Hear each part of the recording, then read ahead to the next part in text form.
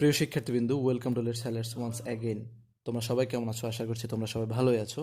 তো আজকে আমরা আলোচনা করব বিখ্যাত আমেরিকান পোয়েট ল্যাংস্টন হিউজ তার লেখা একটি কবিতা, দ্য ওয়ারি ব্লুজ। এই কবিতাটি দ্য ওয়ারি ব্লুজ এই কবিতাটি হচ্ছে ল্যাংস্টন হিউজের সর্বশেষ কবিতা, অর্থাৎ জাতীয় বিশ্ববিদ্যালয়ের ইংরেজি সাহিত্যের চতুর্থ বর্ষের আমেরিকান পোয়েট্রিতে ল্যাংস্টন হিউজের টোটাল 4টি কবিতা রয়েছে।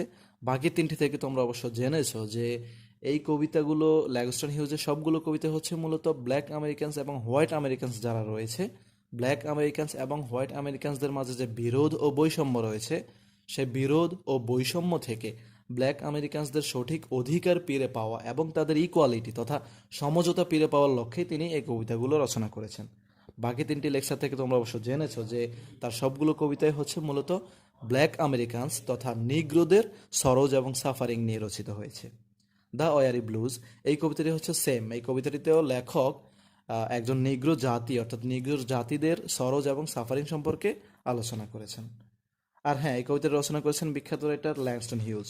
ল্যাংস্টন হিউজ তিনি জন্মগ্রহণ করেছিলেন 1 ফেব্রুয়ারি 1902 সালে ইউনাইটেড স্টেটে, এবং তিনি মৃত্যুবরণ করেছেন 22 মে 1967 সালে ইউনাইটেড স্টেটেই, অর্থাৎ তিনি 65 বছর বয়সে মৃত্যুবরণ করেছেন।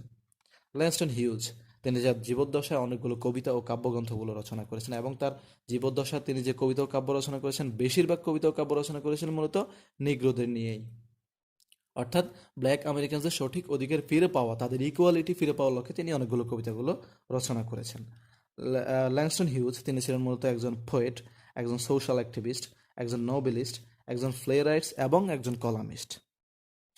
তিনি দ্য ওয়ারি ব্লুজ এই কবিতাটি রচনা করেছিলেন 1925 সালে, তার যখন 24 বছর বয়স ছিল, এবং তিনি এই কবিতাটিতে প্রকাশিত করেছেন 1926 সালে, অর্থাৎ লেখার 1 বছর পর। আর হ্যাঁ, জেনে রাখা দরকার যে it was awarded the magazine's prize for best poem of the year. 1926 সালে যখন এই কবিতাটি প্রকাশিত হয়েছে, তখন এই কবিতাটি বেস্ট পোয়েম অব দ্য ইয়ার হিসাবে ম্যাগাজিনস প্রাইজ পেয়েছে। এই হিন্টসটি মনে রাখবে অবশ্যই, এটি পরীক্ষাতে দিতে পারলে অবশ্যই ভালো মার্কস পেতে পারো। আর Langston Hughes the weary blues এই কবিতাটি রচনা করেছিলেন, অর্থাৎ the poem is about the representation of the black culture and their fondness for music. অর্থাৎ তিনি এই কবিতাটি রচনা করেছিলেন মূলত একজন ব্ল্যাক আমেরিকান এবং ব্ল্যাক আমেরিকানস যারা রয়েছে তাদের যে কালচার, সেই কালচার এবং তাদের যে মিউজিকের প্রতি এক ধরনের ভালোবাসা ছিল, সেই বিষয়টি তিনি এই কবিতাটিতে আলোচনা করেছেন। অর্থাৎ এই কবিতাটি তিনি ব্ল্যাক আমেরিকানসদের কালচার এবং তাদের ফন্ডনেস অফ মিউজিকের প্রতি ভালোবাসার বিষয়টি তিনি এখানে বুঝিয়েছেন। এই কবিতাটি তিনি লিখেছেন 1925 সালে, যখন তার 24 বছর বয়স ছিল, এবং এটি প্রকাশিত হয়েছিল 1926 সালে। আর এটি প্রকাশিত হয়েছিল লেখক ল্যাংস্টন হিউজের একটি কাব্যগ্রন্থ থেকে, যে এই পোয়েট্রি কালেকশনের নাম ছিল ব্লুজ। অর্থাৎ লেখকের একটি কাব্যগ্রন্থ ছিল যেটির নাম হচ্ছে ব্লুজ। ওই কাব্যগ্রন্থ থেকে 1926 সালে এই কবিতাটি প্রকাশিত হয়েছে। এই কবিতাটি একটু বড় একটি কবিতা বাকি 3টি থেকে। এই কবিতাটির টোটাল স্টানজা রয়েছে 60টি এবং টোটাল লাইন রয়েছে 35টি। যদিও 35 লাইনের একটি বড় কবিতা, বাট এটির মূল কথা যেটি, সেটি অত্যন্ত সহজ ও সংক্ষিপ্ত। এই কবিতাটির টোন হচ্ছে মিলাঙ্কলিক টোন। মিলাঙ্কলিক অর্থাৎ দুর্দশা, মর্নিং, যেটাকে বলা হয় যে কষ্টের টোন আর কি। ঠিক আছে? তো মিলাঙ্কলিক টোন এই কারণে যে এই কবিতাটিতে লেখক সাধারণত যে নিগ্রো রয়েছে, ব্ল্যাক আমেরিকানস, তাদের সরোজ এবং সাফারিং সম্পর্কে এই কবিতাটিতে তিনি আলোচনা করেছেন, যার কারণে এই কবিতাটির টোন হচ্ছে মেলাঙ্কলিক টোন। এবং এই কবিতাটিতে কয়েকটি থিম রয়েছে, টোটাল 4টি থিম রয়েছে। সে থিমগুলো হলো language and communication, race, suffering এবং আর্ট অ্যান্ড কালচার। এই 7টি হচ্ছে এই কবিতাটির থিমস। ল্যাঙ্গুয়েজ অ্যান্ড কমিউনিকেশন অর্থাৎ এই কবিতাটিতে লেখক সাধারণত যে নিগ্রো জাতি রয়েছে তাদের ভাষা এবং যে ভাষার যোগাযোগ, এই বিষয়টি তিনি এখানে ইঙ্গিত করেছেন, যার কারণে এই থিম ল্যাঙ্গুয়েজ অ্যান্ড কমিউনিকেশন। এবং এর পরের যে থিম, যেটি হচ্ছে রেস, রেস শব্দটির অর্থ হচ্ছে বর্ণ। অর্থাৎ ব্ল্যাক আমেরিকানসদের এক ধরনের জাতি, তারা যে তাদের সঠিক অধিকার ফিরে পেতে চায় এবং ফিরে পাওয়ার যোগ্য, সেই বিষয়টি এই কবিতাটিতে বোঝানো হয়েছে, যার কারণে এই কবিতার আরেকটি থিম হচ্ছে রেস। পরবর্তী যে থিম, সেটি হচ্ছে সাফারিং। এই কবিতাটিতে লেখক সাধারণত নিগ্রো জাতিদের যে সরোজ এবং সাফারিং রয়েছে, দুঃখ দুর্দশা রয়েছে, তাদের কষ্ট রয়েছে, সেই বিষয়টি আলোচনা করেছেন, যার কারণে এই কবিতার অন্য একটি থিম হচ্ছে সাফারিং। এবং সর্বশেষ যেই থিম, সেটি হচ্ছে আর্ট অ্যান্ড কালচার। আমি আগে বলেছি এই কবিতাটি লেখক রচনা করেছিলেন মূলত নিগ্রো জাতিদের কালচার এবং তাদের মিউজিকের প্রতি যে ভালোবাসা, সেই বিষয়টি বোঝানো হয়েছে। যার কারণে এই কবিতাটির অন্য আরেকটি থিম হচ্ছে আর্ট অ্যান্ড কালচার। এবার আমরা আলোচনা করব উক্ত কবিতাটির সামারি, অর্থাৎ সংক্ষিপ্ত কাহিনী। এই কবিতাটিতে একজন স্পিকার, যিনি হচ্ছেন একজন নিগ্রো, ওই নিগ্রো যিনি নিউ ইয়র্কের ল্যানক্স অ্যাভিনিউতে বসে মৃদু আলোতে ওল্ড গ্যাস লাইট জ্বালিয়ে তিনি পিয়ানো বাজাচ্ছেন। অর্থাৎ নিউ ইয়র্কের এক জায়গা রয়েছে যেটির নাম হচ্ছে ল্যানক্স অ্যাভিনিউ। সেই ল্যানক্স অ্যাভিনিউতে এক সন্ধ্যার মৃদু আলোতে লেখক একটি ওল্ড গ্যাস লাইট জ্বালিয়েছেন, যেটি দেখতে সাধারণত বাংলাদেশি হারিকেনের মতোই, যেটা থেকে মৃদু আলো বের হয়, অল্প একটু একটু আলো বের হয়। সেই ল্যানক্স অ্যাভিনিউতে এক সন্ধ্যাকালীন ওল্ড গ্যাস লাইট জ্বালিয়ে তিনি সেখানে ল্যানক্স অ্যাভিনিউতে তিনি সেখানে পিয়ানো বাজাচ্ছেন। আর তিনি যে পিয়ানোটা যখন বাজাচ্ছেন তখন তিনি অনেক বেশি ঘুম ঘুম ভাব ছিল, অর্থাৎ তিনি এক ধরনের আধমরা অবস্থায় ছিল, দুর্বল ছিল, শারীরিকভাবে তিনি অনেক উইক ছিল।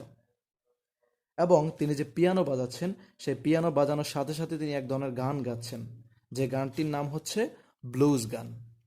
ব্লুজ এই গানটি হচ্ছে সাধারণত নিগ্রোদের এক ধরনের ফেমাস গান, আঞ্চলিক ফেমাস গান। সাধারণত আমাদের বাংলাদেশিদের যে ফেমাস গানগুলো রয়েছে আঞ্চলিক, যেগুলো হচ্ছে জারি, সারি, ভাওয়াইয়া, বাটিয়ালি, এই গানগুলি হচ্ছে বাঙালি জাতিদের আঞ্চলিক অঞ্চলভিত্তিক এক ধরনের ফেমাস গান। ঠিক তেমন ব্লুজ গান, এই গানগুলো হচ্ছে সাধারণত নিগ্রো জাতিদের, সেই নিগ্রো জাতিদের এক ধরনের ফেমাস গান, যে গানগুলোর ফিচার্স অর্থাৎ বৈশিষ্ট্য হচ্ছে এই গানগুলোতে সাধারণত নিগ্রো জাতি অর্থাৎ ব্ল্যাক আমেরিকানস দ্বারা তাদের সরোজ এবং সাফারিং সম্পর্কে গাওয়া হয়। অর্থাৎ এই গানগুলোর টোন হবে, সাউন্ড হবে মিলাঙ্কলিক টোন। এই গানগুলোতে সাধারণত ব্ল্যাক আমেরিকানস তথা নিগ্রোদের যত দুঃখ, দুর্দশা, সরোজ এবং সাফারিং রয়েছে সব বিষয় এই গানগুলোতে থাকে। তিনি সেই নিউ ইয়র্কের ল্যানক্স অ্যাভিনিউতে এক সন্ধ্যাকালীন সময়ে একটি ওল্ড গ্যাস লাইট জ্বালিয়ে পিয়ানো বাজাচ্ছেন, এবং সেই পিয়ানো বাজানোর সাথে সাথে তিনি একটি গান গাচ্ছেন, যে গানটির নাম হচ্ছে ব্লুজ গান। তিনি যখন পিয়ানো বাজাচ্ছেন তখন তার যে হাত ছিল, তার যে চেহারা ছিল, অর্থাৎ তার হাত এবং তার হাতের আঙ্গুলগুলি ছিল অনেক কালো ও মোটা মোটা। এবং তিনি পিয়ানোর যে কিপ্যাড চাপিয়ে তিনি যে কিপ্যাড চাপাচ্ছেন সেই কিপ্যাড ছিল অনেক বেশি সাদা ও সুন্দর, যেটিকে লেখক বলেছেন ivory white. Ivory white, ivory শব্দটির অর্থ হচ্ছে সাধারণত হাতির দাঁত, অর্থাৎ আইভরি বলতে হাতির দাঁতকে বোঝানো হয়, হাতির দাঁতের মতো সাদা। অর্থাৎ তিনি যেই পিয়ানো বাজাচ্ছেন সেই পিয়ানোর কিপ্যাড ছিল সাধারণত হাতির দাঁতের মতোই সাদা, আর ওই নিগ্রোর হাত এবং তার আঙ্গুলগুলো ছিল অনেক কালো ও মোটা মোটা। তিনি যেই গানটি গাচ্ছেন এই গানের ধরনের জন্য তাকে বলা হয়েছিল সাধারণত মিউজিক্যাল ফুল। মিউজিক্যাল ফুল বলতে সাধারণত এখানে তার যেই দুঃখ, দুর্দশা এবং যে তিনি একটু ঘুমবুম ভাবে ছিলেন, আধমরা ছিলেন, এই কারণে বলা হয়েছে। মিউজিক্যাল ফুল বলতে সাধারণত যে গানগুলো তারা গাচ্ছেন, তিনি যে গানগুলো তিনি গাচ্ছেন, যে গানটি তিনি গাচ্ছেন সেই গানটি হচ্ছে সাধারণত এক ধরনের আধমরা অবস্থা, এলোমেলো ভাষায় তিনি গাচ্ছেন। যদিও এই গানটি এক ধরনের এলোমেলো ভাষায় হয়, বাট এই গানটির কথাগুলো হচ্ছে অনেক বেশি মূল্যবান। তিনি যখন গানটি গাচ্ছেন সে গানের কথা ছিল এই যে পৃথিবীতে তাদের পাশে কেউই নেই, অর্থাৎ এই পৃথিবীতে তাদের পাশে কেউই নেই দাঁড়ানোর জন্য। সে এই কারণে অনেক বেশি আনহ্যাপি, সে এই কারণে অনেক বেশি অখুশি। তিনি ভাবছেন এই সরোজ এবং সাফারিং নিয়ে তিনি আর কিভাবে বেঁচে থাকবেন। এভাবে বেঁচে না থেকে হয়তো মরে যাওয়াটা তার জন্য বেটার হবে। এটি ছিল এই গানটির কথা। অর্থাৎ তিনি যে গানটি গাচ্ছেন গানটির কথা ছিল তিনি এই গানে গানে তিনি বুঝাচ্ছেন যে এই পুরো পৃথিবীতে ব্ল্যাক আমেরিকানসদের জন্য কেউ নেই, কেউ তাদের হেল্প করার জন্য, সাহায্য করার জন্য এগিয়ে আসছে না। তাদেরকে সবসময় হোয়াইট আমেরিকানসরা বিভিন্নভাবে ডমিনেট করে, বিভিন্নভাবে সাফার করে, যার কারণে তিনি বলছেন যে এই পৃথিবীতে তাদের কেউই নেই। এত কষ্ট, দুঃখ, দুর্দশা নিয়ে তিনি আর বেঁচে থাকতে চান না। হয়তো এই কষ্ট নিয়ে বেঁচে থাকার চেয়ে মরে যাওয়াটাই বেটার হবে। এটি ছিল এই গানটির কথা। আর তিনি যখন গানটি গাচ্ছিলেন, গাইতে গাইতে হঠাৎ করে তিনি দেখছেন যে রাত অনেক গভীর হয়ে গিয়েছে, চাঁদ তারাগুলো তাদের নির্দিষ্ট যে গতিপথ রয়েছে সেই গতিপথে অনেক দূরে চলে গেছে, যার কারণে অনেক রাত হয়ে গেছে। এবং অনেক রাত হয়ে যাওয়ার কারণে তিনি সেখানেই ল্যানক্স অ্যাভিনিউর ঠিক সেখানেই তিনি ঘুমিয়ে পড়েছেন গান গাইতে গাইতে। এবং তিনি যে ঘুমাচ্ছিলেন তার ঘুমটি ছিল এই রকম যে like a dead man or a rock. অর্থাৎ ডেড ম্যান বলতে মৃত ব্যক্তি, সাধারণত যদি কোনো মানুষ মৃত্যুবরণ করার পর তিনি যেভাবে শুয়ে থাকেন তার কোনো নড়ন চড়ন থাকে না, ঠিক যেভাবে স্থির থাকেন সেভাবেই তাকে অনেকক্ষণ অর্থাৎ মৃত্যুর পর মানুষ সাধারণত স্থির থাকে, তার কোনো নড়ন চড়ন থাকে না। এবং রক শব্দটির অর্থ হচ্ছে পাথর। আমরা জানি যে পাথর সাধারণত এমন এক ধরনের স্টোন, পাথর, যেগুলো বিভিন্ন ধরনের প্রাকৃতিক যে আঘাত আসার পরেও সেগুলো কিন্তু স্থির থাকেই। নদী সাগরের পাশে আমরা যেই পাথরগুলো দেখি সেগুলো বিভিন্নভাবে বিভিন্ন পানির জোয়ারে, ভাটায় এবং বিভিন্ন প্রাকৃতিক যে দুর্যোগে আমরা দেখি যে ওই পাথরগুলো এক জায়গাতে স্থির থাকে, কোনো নড়ন চড়ন থাকে না। ওই নিগ্রো ব্যক্তি যিনি গান গাচ্ছিলেন, গান গাওয়ার পর তিনি শুয়ে গেছেন, ঘুমিয়ে গেছেন, তার ঘুমটি ঠিক ওই পাথরের মতোই। অর্থাৎ তিনি এমনভাবে শুয়েছেন, এমনভাবে ঘুমিয়েছিলেন, তার ঘুমে কোনো নড়ন চড়ন ছিল না, কারণ তিনি অনেক বেশি দুর্বল ও উইক ছিলেন। আর এর দ্বারাই কবিতাটি শেষ হয়েছে। অর্থাৎ এই কবিতাটির সামারি ব্রিফ যদি আমরা বলতে যাই, সেটি হচ্ছে নিউ ইয়র্কের ল্যানক্স অ্যাভিনিউতে একজন নিগ্রো, তিনি ওল্ড গ্যাস লাইট জ্বালিয়ে মৃদু আলোতে তিনি পিয়ানো বাজাচ্ছেন। এবং তিনি যখন পিয়ানো বাজাচ্ছেন তখন তার অনেক বেশি ঘুম ঘুম ভাব ছিল, তিনি আধমরা ছিলেন, এবং তিনি সেই সাথে সাথে একটি গান গাচ্ছেন। আর যে গানটি তিনি গাচ্ছেন সেটি হচ্ছে তাদের আঞ্চলিক ফেমাস গান, ব্লুজ গান, যে গানের ফিচার্স হলো সাধারণত নিগ্রো জাতিদের সরোজ এবং সাফারিং সম্পর্কে কথা বলা। আর ওই নিগ্রোর হাত এবং আঙ্গুল ছিল অনেক মোটা ও কালো, বাট তিনি যে পিয়ানো বাজাচ্ছেন সেই পিয়ানোর কিপ্যাডগুলো ছিল আইভরি হোয়াইট, অর্থাৎ অনেক সাদা ও সুন্দর।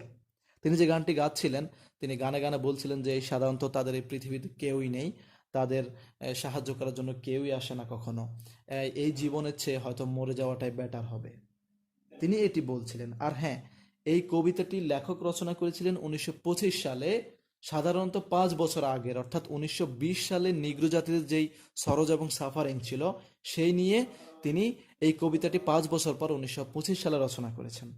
আর হ্যাঁ, এই কবিতাটি তাদের জন্য এই কারণে অনেক বেশি ফেমাস যে নিগ্রো জাতিরা, ব্ল্যাক আমেরিকানসরা সাধারণত 1950 সালে সিভিল রাইটস মুভমেন্ট আন্দোলন করেছিল তাদের অধিকার ফিরে পাওয়ার লক্ষ্যে।